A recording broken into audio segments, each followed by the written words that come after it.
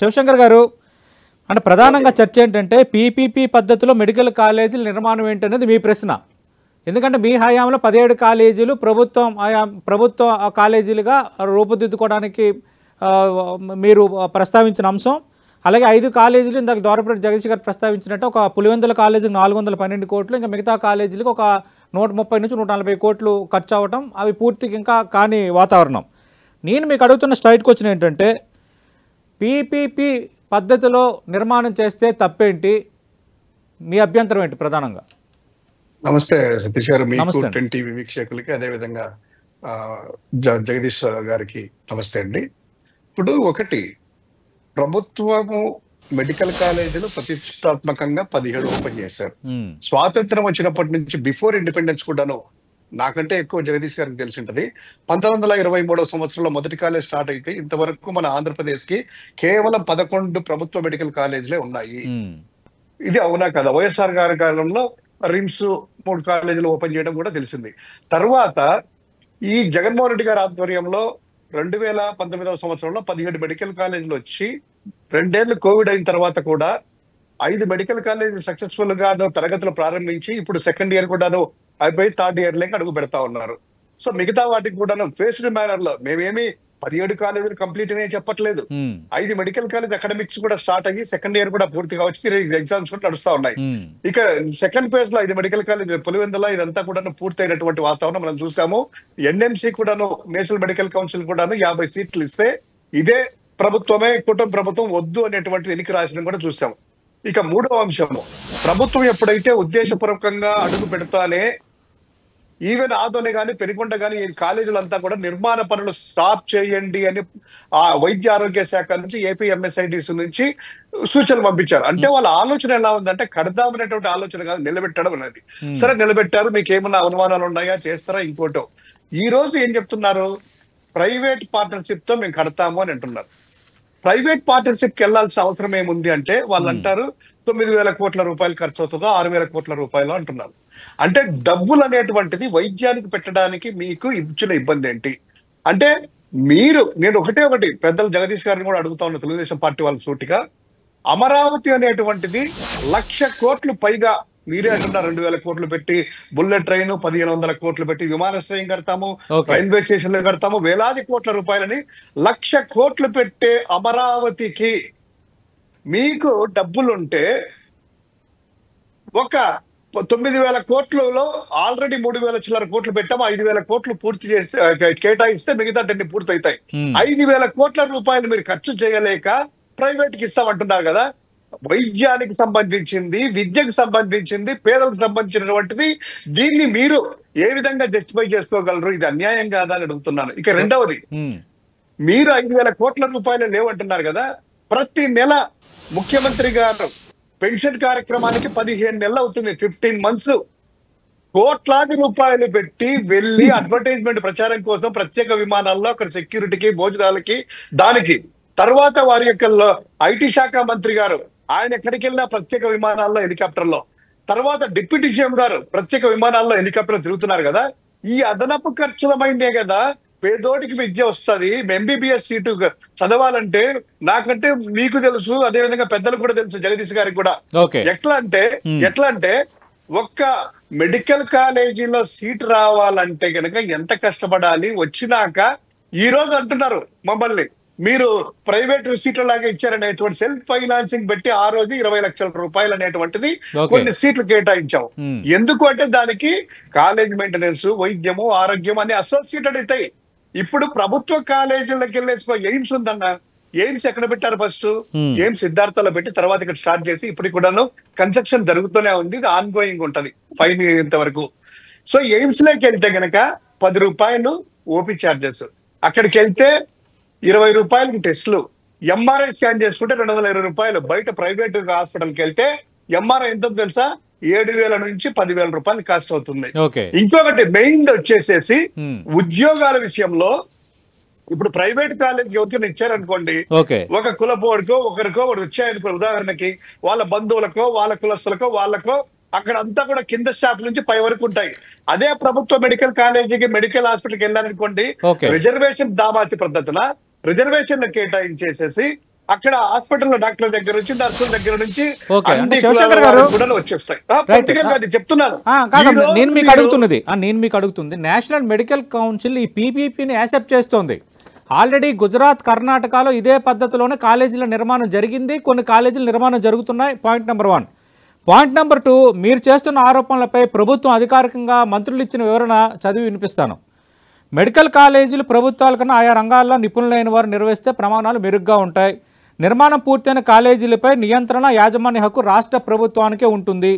ప్రభుత్వంపై భారం తగ్గుతుంది. నిధులు లేక మూలన పడ్డ కాలేజీలను పీపీపీ విధానంలో నడిపిస్తాం. ఒక ఆసుపత్రిని నిర్వహించి ఆ తర్వాత నిర్ణీత కాలానికి ప్రభుత్వానికి తిరిగి అప్పగించేలా ఒప్పందం చేసుకుంటాం. అంటే ఒక నిర్ణీత కాలం తర్వాత ప్రభుత్వం తిరిగి తీసుకునేలా మేము ఒప్పందం చేసుకున్నామని రాష్ట్ర ప్రభుత్వం చెబుతోంది. రెండోది, ఈ విధంగా నిర్మించిన ఆసుపత్రుల్లో తక్కువ ఖర్చుతో వైద్యం ఉండేలా నిబంధనలను తప్పనిసరి చేశామని చెప్తున్నారు. ఇందులో ఓపీ పూర్తిగా ఉచితం. రోగులు ₹1 కూడా చెల్లించాల్సిన అవసరం లేదు. ఇన్పేషెంట్ సేవల్లో 70% పడకలని PMJAY, NTR వైద్య సేవ, CGHS వంటి ప్రభుత్వ పథకాల లబ్ధిదారులకు అందిస్తాము. ఓపీడీ రోగులకు ఉచితంగా జనరిక్ మందులు అందిస్తాము. ఇది ప్రభుత్వం ఇస్తున్న వివరణ. అంటే తీసుకుంటారు. రెండోది, మీరు అంటున్నట్టుగా ధరల విషయంలో ఎలాంటి సమస్య ఉండదని. ఇంకా ఏం అభ్యంతరం? ఒకటన్నా, నేషనల్ మెడికల్ కౌన్సిల్ అనేటువంటిది మనం ప్రపోజల్ ఏది పెట్టినా వస్తుంది. తెలంగాణలో ఒక మెడికల్ కాలేజ్ కూడా ఇచ్చారా? సక్సెస్ఫుల్ గా లేవా? ఇక మీరు అంటున్నారు నిర్ణీత కాలం అని. 66 సంవత్సరాలు మీరు చదివారా లేదో RFP నిన్న request for proposal tender document లో 66 సంవత్సరాలు. ఎకరాకి ఎంత తెలుసా? ₹100. ఓకే, ₹100 అంటే 50 ఎకరాలు అంటే వాళ్ళు ఎంత కట్టాలి? ₹5,000 సంవత్సరానికి కడితే 66 ఏళ్ళు 50 ఎకరాల నుంచి 100 ఎకరాలు ఉంటే భూమిని ఎలా ఎంజాయ్ చేయొచ్చు 66 సంవత్సరాలకి. ఇక రెండవది, మీరు అన్నారు కదా 70% వచ్చేసేసి NTR ఆరోగ్య వీటిల్లో PM సంబంధించినటువంటి చెయ్యాలా, అదే రేట్లు ఉంటాయన్నారు కదా. మరి మిగతా 30% ఎంత రాబట్టుకుంటారు? ఇప్పుడు KGH ఉంది, GGH ఉంది, కింగ్ జార్జ్ హాస్పిటల్ ఉంది. 30% వాళ్ళకి పెట్టించేసి మొత్తం దండుకుంటారా? అంటే ఒకరి మీద 20 లక్షలు 30 లక్షలు ఆ పేషెంట్ వేసేసి రాబట్టి మిగతా వాళ్ళు ఇచ్చేస్తామంటారా? ఇప్పుడు GGH లో అలా ఉందా? జగదీష్ గారు అప్సకనాలు ఎందుకు మాట్లాడుతున్నారు వైసీపీ నేతలు? ఇది జగదీష్ గారు అడుగుతున్నది. రెండోది, మీ హయాంలో 17 కాలేజీలు తెచ్చారు, 5 కాలేజీలని పేజ్ మేనర్లో మేము మొదలు పెట్టామని చెప్తున్నారు. కానీ వాటన్నిటికి సంబంధించిన వీడియోలని అధికార తెలుగుదేశం పార్టీ ప్రదర్శిస్తోంది. వాళ్ళు చెప్పే మాట ఏంటి, చేతల్లో ఏం జరిగిందో వాళ్ళు కొన్ని వీడియోలు ప్రదర్శిస్తున్నారు. అన్న ఒకటి సతీష్ గారు, ఇప్పుడు చెప్పారు జగదీష్ గారు, ఎయిమ్స్ అనేటువంటిది విభజన చట్టంలో వచ్చింది. కూటమిని చూసో ఇంకోటి చూసో ఇంకోటి లేదు. చెప్తానన్నా.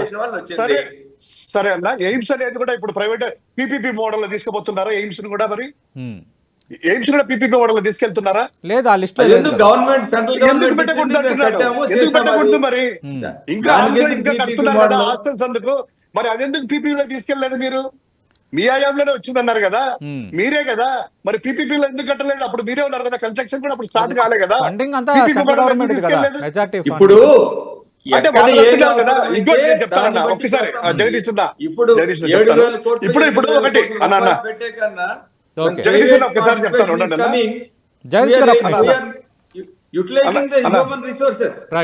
జగదీష్ అన్న ఒక్కసారి చెప్తా అన్నా నేను. మీరు అన్నారు కదా NTRIM కాదన్నా మెడికల్ కాలేజీలు, ప్రభుత్వ కాలేజీలు ఆంధ్రప్రదేశ్ రాష్ట్రంలో ఎప్పుడు వచ్చినాయంటే 1923లో ఆంధ్ర మెడికల్ కాలేజ్ వైజాగ్, 1946లో గుంటూరు మెడికల్ కాలేజ్, 1956లో Kurnool medical college, 1950 medical college, 1960లో స్విమ్స్, 1960 మీరు అన్నారు కదా తెలుగుదేశం సమయంలో కాదన్నా. అది చెప్తాను, ఎందుకంటే ప్రజలకు తెలియాలి కదా వాస్తవాలు. కాబట్టి ఇది మాకు అవకాశం కాబట్టి చెప్తున్నాము. 1960లో స్విమ్స్ 60లో వచ్చింది. 1980లో సిద్ధార్థ్ అనేటువంటి ప్రభుత్వం హ్యాండ్ ఓవర్ చేసింది ఇక్కడ మెడికల్ కాలేజీ. తెలుగుదేశం హయాంలో NT రామారావు గారు ఉన్నప్పుడు కానీ ఇప్పుడు కానీ ఒక్క మెడికల్ కాలేజీ రాలేదు. ఒకే ఒక్కటి చెప్తున్నా నేను, రాజశేఖర రెడ్డి గారు వచ్చిన తర్వాత 2006లో రిమ్స్, 2008 13 టైంలో వచ్చాయి. సో ప్రభుత్వ మెడికల్ కాలేజీలు అనేటువంటిది రావడంతో ప్రజలకు వైద్యం అందుతుంది. పేదోడికి చదువుకోవడానికి 15,000 రూపాయలు ఫీజు కట్టి చేస్తారు. ఇంకొకటి అన్న, ఒకటి మీరు గమనించారా లేదో, ఇప్పటికీ కూడా ప్రభుత్వ మెడికల్ కాలేజ్ కర్నూలు నుంచో లేదా వైజాగ్ నుంచి ఆ యొక్క వచ్చారు అంటే కనుక ఓకే. వాళ్ళకు ఉండేటువంటి రెప్యుటేషన్ కానీ ఓకే. ఆ స్టాండర్డ్స్ కానీ, మీరు అన్నారు కదా స్టాండర్డ్స్ అని, ప్రభుత్వ మెడికల్ కాలేజ్ నుంచి బయటికి వచ్చినటువంటి డాక్టర్ దగ్గరికి వెళ్తే ఆ వైద్యం ఎలా ఉంటది, వాళ్ళు ఎలా సేవ చేస్తారు ఏంటి అనేటువంటిది ప్రజలందరికీ తెలుసు. ఓకే. ఇంకోటి మీరు అన్నట్టు ఇప్పుడు విధి విధానాలు అంటే శివశంకర్ గారు నేను అడుగుతుంది ఏంటంటే ఇప్పుడు కూడా కాదు ఇప్పుడు కూడా ఒక్క నిమిషం శివశంకర్ గారు ఈ పీపీపీకి సంబంధించి ఉన్న టెండర్ నోటిఫికేషన్ నా చేతిలో ఉంది, మీకు చూపిస్తున్నాను ఆన్ స్క్రీన్ లో. ప్రధానంగా వాళ్ళు ఇచ్చినది ఫస్ట్ పేజ్ లో కర్నూలు జిల్లా ఆదోని, ప్రకాశం జిల్లా మార్కాపూర్, అన్నమయ్య జిల్లాలో మదనాపల్లె, వైఎస్ఆర్ కడప జిల్లాలోని పులివెందుల వద్ద ఫేజ్ 1 విధానంలో వీటిని చేయాలనేది.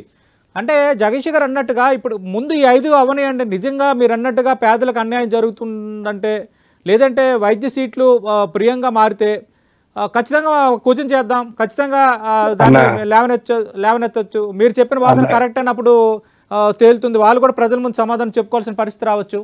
ముందు అయితే హాస్పిటల్ అందుబాటులో వస్తాయి కదా.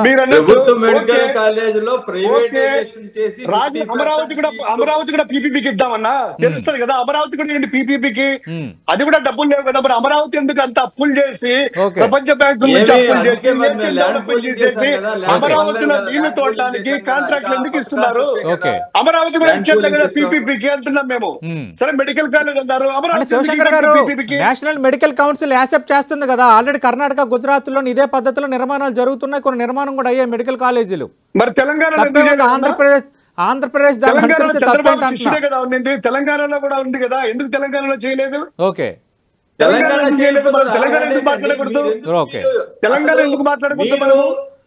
అమరావతి ఎందుకు పీపీపీలో ఇవ్వకూడదు? ఒకసారి జగదీష్ గారు